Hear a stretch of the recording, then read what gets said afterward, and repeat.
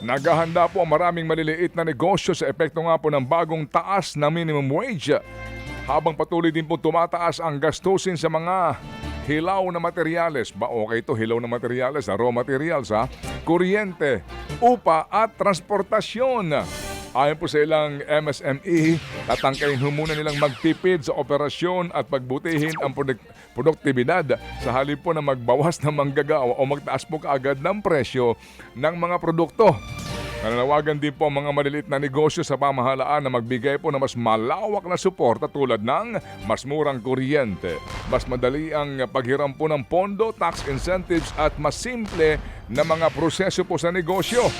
Umaasa po ang mga MSMEs na sa pamamagitan po ng mga hakbang na ito ay mapapanatili nila ang kabuhayan ng kanila pong mga manggagawa habang napapanatiling abot kaya ang kanilang mga produkto at serbisyo. Tinataya ng mga abot po sa 3 gigawatts ang pangangailangan sa kuryente ng Pax Silica AI Hub. Diyan po yan sa New Clark City kapag ganap na itong naitayo. Ayon po yan sa Bases Conversion and Development Authority o BCDA. Ayon sa BCDA, hindi manggagaling sa kasalukuyang supply ng kuryente ang pangangailangan ng proyekto dahil magkakaroon ito ng sarili nitong pinagkukuhanan ng enerhiya. Sinabi rin po ng ahensya na layunin nitong pagandahin daw ang pasilidad gamit ang pangunahing renewable energy kabilang ang solar power. Inaasahan pong magsisimula ang konstruksyon ng proyekto sa taong 2028 kung matutuloy ang pagpapatupad nito habang patuloy namang binibigyang pansin ang paraming pangamba sa posible pong epekto nito sa ating kapaligiran.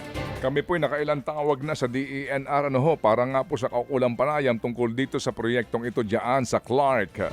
Kung saan po naman nais natin tanungin yung mga usaping pangkalikasan na sinasabi po ng ilang mga may agam-agam sa proyektong ito pero hanggang ngayon po kami po ay bigo na mapaunlakan sa isang importanteng panayam. Hihilingin po naman daw ng DOTR sa Land Bank of the Philippines at Development Bank of the Philippines na magpatupad ng moratorium sa interest na mga pautang para po sa mga pangbili ng modern jeepney.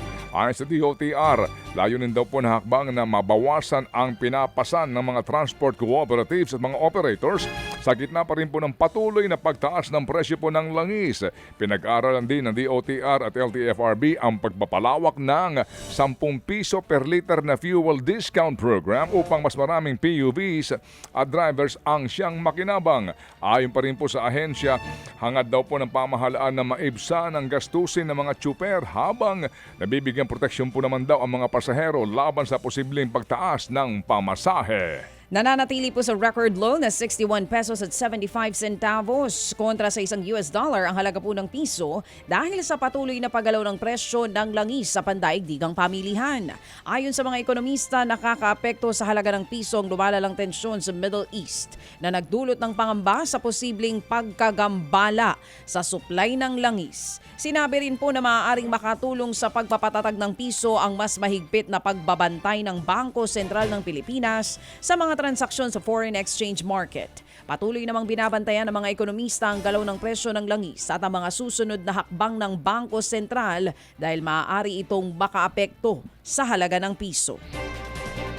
Malaking problema po na naman para sa atin. Sumipa po ang presyo po ng langis sa world market dahil nga sa lumalalang tensyon sa gitnang silangan na nagdulot po naman ng pangamba sa muling pagtaas ng inflation.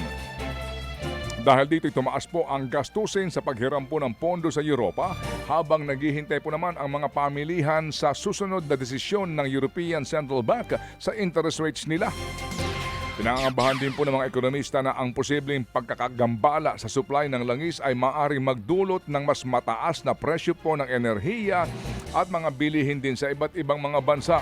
Patuloy po na binabantayan ng mga pamilihan ang mga pag-uunlad o ang mga pag-unlad sa gitna po ng sigalot sa gitnang silangan dahil po maaari itong magpatuloy na makakaapekto sa ekonomiya at pandaigdigang pinansyal na pamilihan.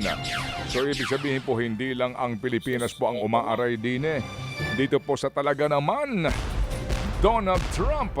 Mga kapatid, patuloy po kayong tumutok sa 105.9 True FM para sa totoong balita, impormasyon, music and entertainment. Mag-subscribe sa aming YouTube channel at podcast at sundan nyo kami sa Facebook, Instagram, X at TikTok sa True Network PH. Bisitahin din po ang aming official website, truefm.ph. At panoorin din kami sa True TV Signal, Channel 19. Kami po ang 105.9 True FM. Laging true sa'yo, kapatid.